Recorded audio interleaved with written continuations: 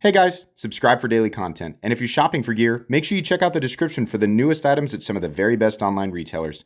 There's also links for some of the items that I personally recommend. Thanks! What's going on, YouTube? Metal Complex here, and today I've got another interesting knife review / knife overview to share with you guys. This is the QSP Vault, which was designed by Jacob Lundquist. It utilizes what they call their glide lock, which is a crossbar lock, but the way that it actuates is really cool. And I have to point out, this has really just perfect tension omega springs, and you're able to overcome that tension with ease because of how this operates. That ultimately results in a very, very high quality feeling action that, I don't have a problem with any crossbar locking knives, but the way that this operates definitely feels a step up from what I'm normally used to experiencing. And in the unboxing of this knife, I said that I really wanted it to fall under the $75 mark. That was my initial, just kind of my knee-jerk reaction to it. But as is the case with many knives that I review, after carrying it and experiencing it for a bit, I realized that this knife has a lot of qualities that fully justify its price tag, which is over $75, but it's very good. That's what I'm trying to say. This knife is available in a few different configurations. I'll link it down in the description so that you guys can check it out if you want to. It does help my channel when you use those links, but that's entirely up to you. Thanks to my patrons for supporting me. Please make sure to follow me on Instagram at metal_complex and on TikTok at _metal_complex. And thank you to QSP for supplying this knife for review. Let's go ahead and measure the Vault. Overall length is coming in at about 7.5 inches. Blade length is coming in at 3 1/4. Cutting edge is coming in at about 2.9, not quite 3. Let's go ahead and do some size comparisons. Any custom skills that you find in this section can be found down in the description under original, go to others. So up against the 80-10 and the 80-20.5, definitely more of an 80-20.5 size knife, but in my opinion, an overall better carry profile. Let's go ahead and put it up against the Spyderco PM2 and the Spyderco Para 3. Once again, much closer to the size of the smaller one here, the Para 3, but it has a little bit more cutting edge, just a little bit. And then finally, let's put it up against the Benchmade Griptilian, or in this case, the Ritter Hogue and the Hogue Deca. Alrighty, how's the action on this knife? Like I said, it's very, very good. It operates exactly how you would expect a crossbar lock knife to operate, but you're just a lot more, not that it's bad, not that, crossbar locking knives are generally uncomfortable, but I would say this just feels more natural. It's just, there's just barely raised tabs that have jimping. So as you, move your fingers to pull down, it does exactly what, it doesn't feel like I'm going to slip off of it, right? Also, deploying it feels a little better. And I think it's because those high tension omega springs, what I assume are high tension omega springs in there, are keeping that blade the amount of force that's keeping that in there. I don't think I can whip this thing out, which I definitely can with some of the other, I love the Hogue Able Lock, but boy, the omega spring tension on this is much better, right? So yeah, I really like that. This is really snappy and beautifully easy to manipulate however you want to. There's a noticeable difference in quality is the thing that I keep saying over and over again. Really happy with the action. You only have thumb studs to deploy this knife, and that is all you need. It works perfectly every single time. And the size and shape of their thumb studs, right? Not huge, but wide enough and flat enough with just a few steps there. Not anything pointy. Very easy to manipulate over and over and over again. Carry profile. Let's do thickness up against the Spyderco Para 3. So this is not a thick knife. It's actually slightly thinner than the Para 3 while being contoured both in terms of the scales and the bolsters. Let's go ahead and put it up against the PM2 and Para 3 for length and height. This is a super easy knife to carry in terms of weight, dimensions, all of that. It's just not cumbersome in any way. Lengthwise, it is exactly the same as the Para 3 closed. Definitely shorter than the PM2. Nowhere near as tall as either. Let's go ahead and weigh this thing. What are we looking at for materials? We are looking at 14C28N hardened to 59 to 61. Aluminum bolsters, which are actually bolsters. You can see there it's separate from the steel liner. And then we have micarta scales.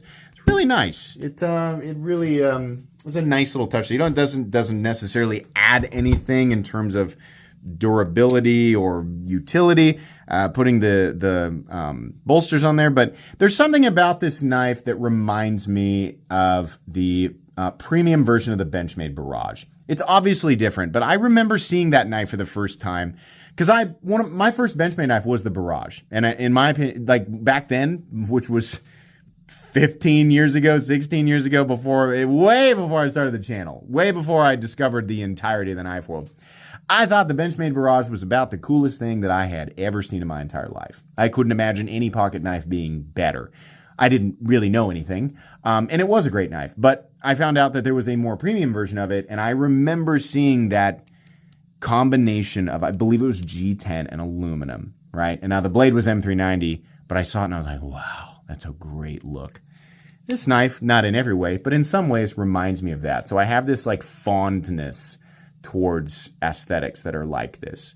So I like it. It just looks a little snazzy.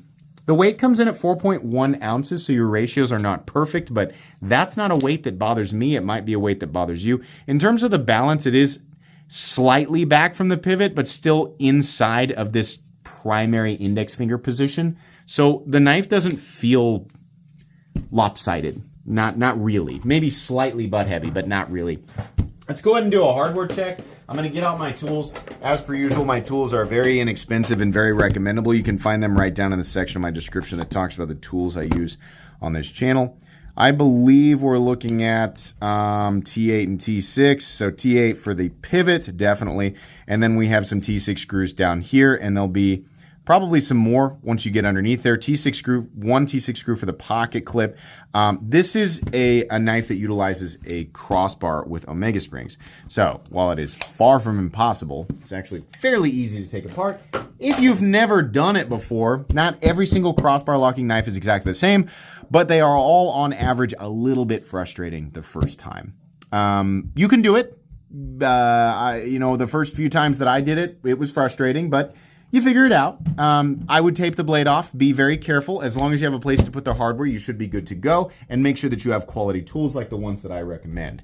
Yeah, definitely more than like what I would consider to be minimal hardware. Let's go ahead and measure the blade stock thickness on this guy. Blade stock thickness, whoops-a-daisy.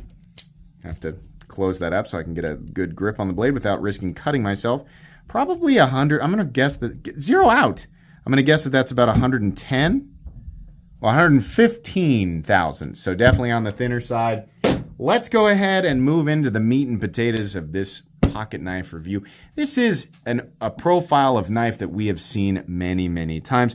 QSP, if you are new to the knife world, they make one of the most iconic like value knives ever. They make the QSP Penguin. And the less popular but less expensive Parrot. Both of them are widely considered to be some of the best value knives on earth. And for good reason, they are. QSP's quality is incredible. Paying $32 for the Penguin or $28 for the Parrot. There are very few people out there that are going to criticize those knives. They are absolutely wonderful. They have always had really, really great quality for the money. I think QSP shines the most under $100, right? If you pay more than $30 for a QSP, you're generally going to get more knife, like at least in terms of the overall fit and finish execution, things like that. Like the little details that people kind of look for as they climb the ladder. QSP does a great job at the premium end too, but just not nearly as well. I don't think they shine as much. I think that their sub $100 territory is where they really shine. And you know, this might be my favorite dollar for dollar QSP knife that exists. I love the look. I love that they have contoured this. I love the transition from the aluminum to the micarta, which you can feel because they're two very different materials, but it's just a very clean transition. The edges, right? These have been very nicely knocked down, almost radiused. So the end result is a knife that is just extremely comfortable. Extremely comfortable, whether you are right or left-handed, which, by the way, this is, oh, it's so perfect, guys. This style of clip, anybody who's like, it's great that we consider left-handed people, but oftentimes you have to look at an eyesore like a filler tab or, something like that. In this situation, we have a fully captive pocket clip that nests into a slot that's milled out like on the liners, the backspacer, and the scales, right? So if you need to flip this over, if you're left-handed, you simply take that screw out and just flip it over. We have a pocket clip that's on the shorter side, which is good because the bill of the clip, which is, by the way, not pronounced as it should be, well below the 50% line. Why is that important? If you take this knife out and use it hard, which you can, this is a crossbar lock. It's not triad lock. I'm not saying, you need to go dig a trench with it or anything like that. You go out with this and you're going to be, let's say you're going to go cut wood or rubber or some thick material for an extended period of time, right? Gripping it hard means that if that bill is in the wrong place, especially moved way up here, a lot of the pressure in a squeeze goes right here into your hand. So having a bill of a pocket clip also pushing in there, that's annoying. And if you're like me, you've gotten blisters from that before. I like it when the clip is back here. So whether you grip it here or you grip it here, this is a beautifully comfortable knife. That's a Jacob Lundquist thing, as far as I can tell. He's very particular about ergonomic comfort and just general hand positions. So I have no doubt the clip, and the QSP made the thing. But this is Jacob Lundquist, like thinking about all these little things. No part of this knife bothers my hand, whether I'm up here, I'm up here. It is about an ideal ergonomic experience outside of maybe some texturing for added lock-in. But given, how specific these spots are, I don't know. I feel like the ergonomic lines of this really lock you in. There's just enough room in this choil that I can get my second knuckle up there and I feel comfortable without feeling like I'm risking cutting my finger. There's so much good about the grip areas of this knife, and I just absolutely love it. I really want to emphasize that.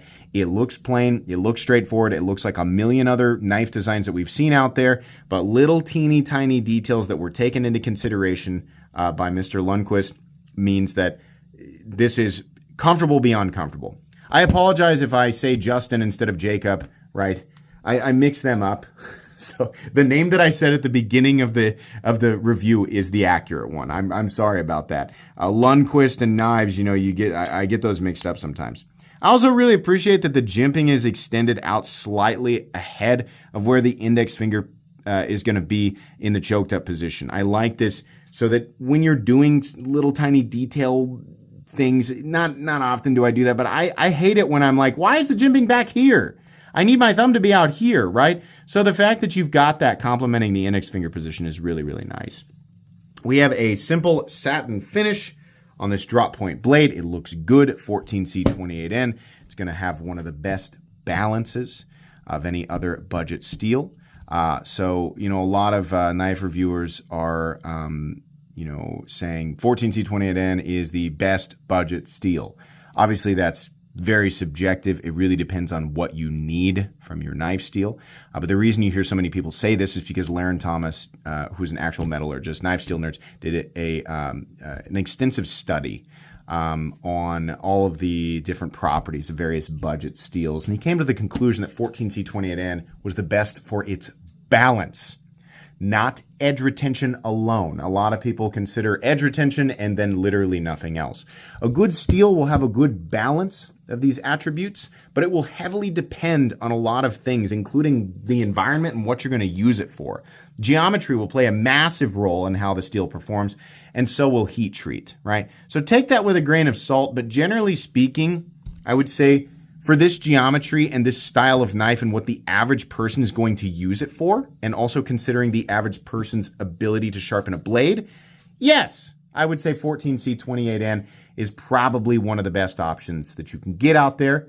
In my opinion of that is not based on basic parroting. But it does really depend on what you want. So I think 14C28N is a good choice for this blade. We have a little bit of a two-tone situation going on here. We have satin and then we have like a tumbled flat, it looks like. It says QSP on one side, Mr. Lundquist's logo on the other side, and then 14C28N. That's about all you need. I appreciate that they did that. They didn't draw too much away from the aesthetic of the knife. I like that QSP puts their, it always reminds me of the Deathly Hallows. From Harry Potter. They're just missing the wand in there, right? But anyways, I always appreciate they put their logo there on the pivot. I think it looks nice. Nice and thin behind the edge. Really beautiful factory edge there. Like, man, they do a nice job of that. It's a nice edge, nice tip, very even on the cutting bevels. Overall fit and finish of this knife is just perfection. It's really, really good. I like the black micarta. This is my favorite looking knife. It's my favorite looking variation. They have a couple of different variations there. Very simple backspacer, right? Just a steel backspacer, steel clip, but like I said, nice and deep carry, short and with a subtle rise to the bill, which is perfect. Easy in and out of the pocket with one hand. Just great. We have the stop pin located in its traditional spot there with, gosh, it's like the most subtle amount of shouldering I've ever seen there. A little indentation there for the stop pin. Absolutely no blade play whatsoever. Nothing up, down, left, or right. Then we have no pivot lash whatsoever. Very smooth and just a real, that snap there is because of the Omega springs. Just really, really good. $86. This is utilizing budget materials, Metal Complex. Micarta, steel, aluminum, and 14C28N. Shouldn't that land under $75? On paper, with those words of materials written out, I think the average person who's generally familiar with the knife world would say yes. However, as I've always maintained, it often depends on how those materials are executed, how much effort and work went into the knife to create the final result. Sometimes that will justify a price tag that's slightly out of the range that most people would put it in. In this case, definitely. This is an $86 knife. Do I think it's justified at $86? Yeah. This is a really nice, it's not so much, I don't want people to think so much like this is over the budget territory. No, what you should note here is this is less than $100. There are plenty of companies out there that are making essentially the same thing and charging more than $100. I think they've got it right on the money. I like this knife a lot. I think the vast majority of people who pick this up will also love it. It's such a great option for both left and right-handed people. It's so easy to manipulate. It's such a nice looking knife. It's such a lightweight, fairly lightweight and compact knife with a great classic blade profile. Really cool. A great example of how you can take something that a lot of people would say is overdone, right? The basic knife with crossbar lock and still make it something special and interesting. Huge fan of this knife. The QSP Vault is extremely recommendable, whether you are brand new to pocket knives, you are a 10-year veteran to the enthusiast community, or you're looking for a knife to pick up for a friend or family member. This is just a great knife. Extremely recommendable. It's going to go in my most recommended knives playlist. Check this knife out in the links in the description. Please make sure to follow me on Instagram at metal_complex and on TikTok at _metal_complex. If you enjoyed this video, leave a like. If you'd like to check out my other content, I do of course have lots of videos of knives that are either expensive or inexpensive that I do or don't like, so check those out. And if you enjoy all my content, go ahead and click on that Metal Complex logo right there and subscribe because there's definitely more coming. Thanks again for watching, everybody, and have a great day.